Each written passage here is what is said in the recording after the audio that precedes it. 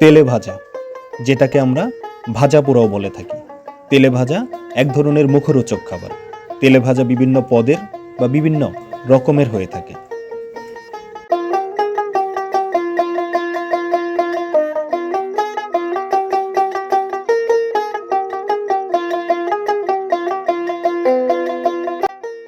প্রিয় বন্ধুরা, আসসালামু আলাইকুম।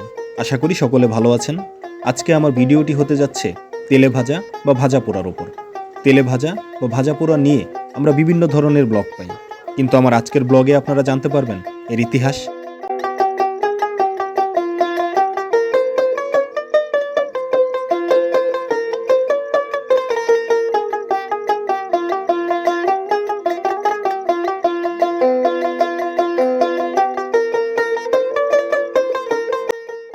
তেলে ভাজা বাংলা ও বাঙালির খাদ্যদ্রব্যের একটি অবিচ্ছেদ্য অংশ।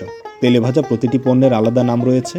এর মধ্যে অন্যতম হলো পেঁয়াজু, বেগুনি, আলুর চপ, জিলাপি, পাকোড়া ইত্যাদি।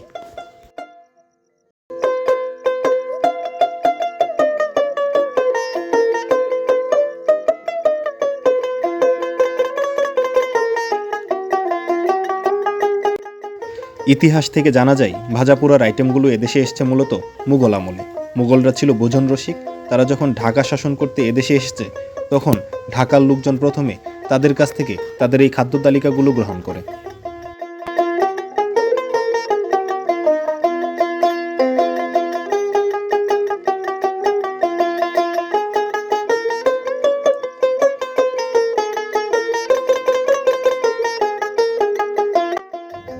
প্রথমে ঢাকার মানুষের মাঝে এই অভ্যাস গড়ে উঠলেও কালের বিবর্তনে এটি সারা দেশে ছড়িয়ে পড়েছে।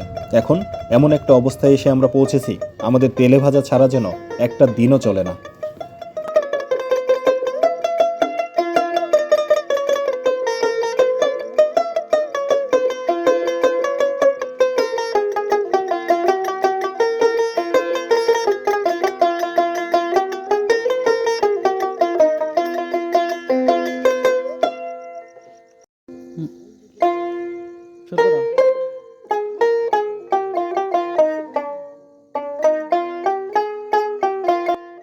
তেলে ভাজার এই আইটেমগুলো খাওয়ার সবথেকে বেশি প্রবণতা লক্ষ্য করা যায় রমজান মাসে। রমজান মাসে এই খাবারগুলো খাওয়ার প্রবণতা অন্য যে কোনো মাসের থেকে বেশি।